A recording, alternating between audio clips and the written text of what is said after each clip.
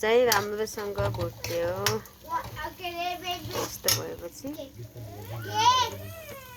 अनि यसमा मसला राख्ने,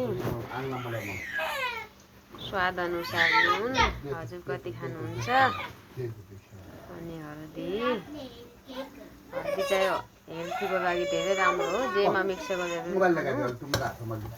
यसमा त इम्पोर्टेन्ट हाल्नु पर्यो हर्दी।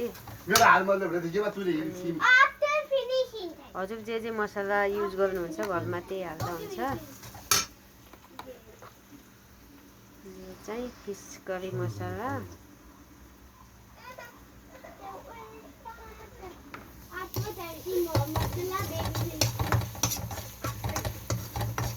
हजुरलाई चाहेपछि रातो खुर्सानीको पाउडर पनि हाल्न सक्नुहुन्छ स्पाइसीको लागि। म युज गर्दिनँ किनकि हामी खाँदैनौँ खासै।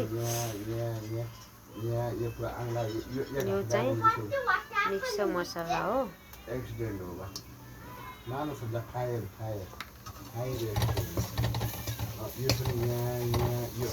अनि यसैमा अघि नै बोइल गरेको थिएँ टमाटर, त्यो टमाटर पिसेर यसमा हाल्ने।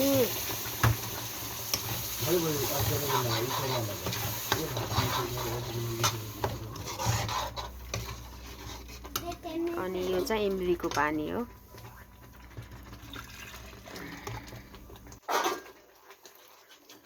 हजुर खासै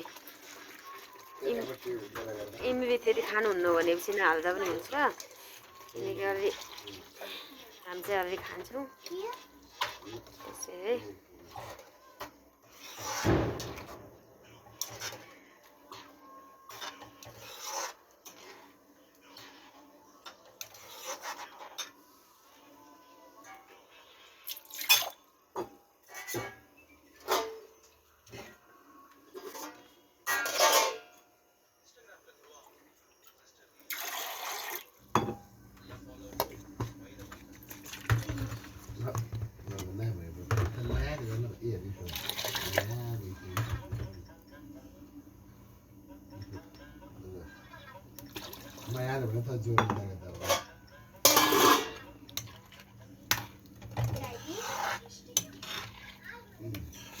अनि यो चाहिँ राम्रोसँग उम्रिनु पर्यो। उम्रेपछि हाल्ने माछालाई धेरै पकाउनु पर्दैन नि त, 5 मिनट पकायो भइहाल्यो।